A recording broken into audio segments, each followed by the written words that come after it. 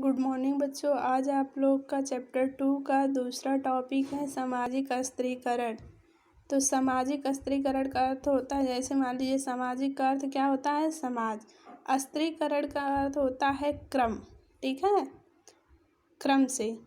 जैसे मान लीजिए स्त्रीकरण अस्तर से बना है, अस्तर को सीढ़ी के रूप में समझा जा सकता है। यानी जैसे सीढ़ी आपकी होती है, छत पे जाने के लिए जो सीढ़ियाँ होती हैं वह क्या होता है, एक दूसरे से जुड़ा होता है और एक क्रम से होता है, ठीक है।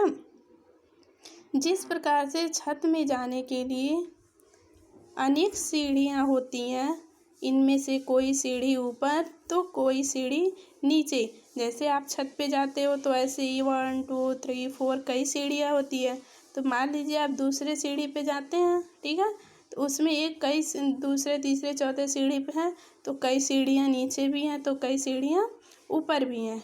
इस व्यवस्था को स्त्रीकरण के नाम से जाना जाता है, ठीक है। जिस प्रकार से छत पे जाने के लिए अनेक सीढ़ियाँ होती हैं, ठीक उसी प्रकार समाज में भी अनेक स्तर की सीढ़ियाँ होती हैं। समाज इन्हीं सीढ़ियों को सामाजिक स्त्रीकरण के नाम से जाना जाता है। समाज में अनेक व्यक्ति होते हैं।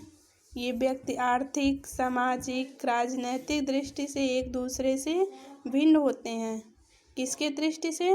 मान लीजिए समाज में तो अनेक व्यक्ति हैं, तो कोई व्यक्ति आर्थिक दृष्टि से उच्च वर्ग में है, तो कोई व्यक्ति आर्थिक दृष्टि से मध्य वर्ग में है, तो कोई व्यक्ति आर्थिक दृष्टि से निम्न वर्ग में है, ठीक है। तो ये क्या हुआ, एक स्तर हो गया। यानी समाज आर्थिक, सामाजिक और राजनैतिक दृष्टि से एक दूसरे से भिन्न भिन्न भागों में भिन्न भिन्न होते हैं।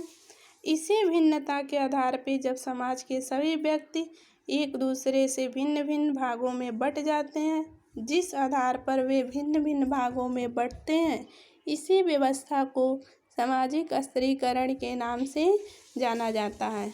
स्त्रीकरण का यह स्वरूप सभी समाजों में पाया जाता है, जो भिन्न भिन्न नामों से जाना जाता है।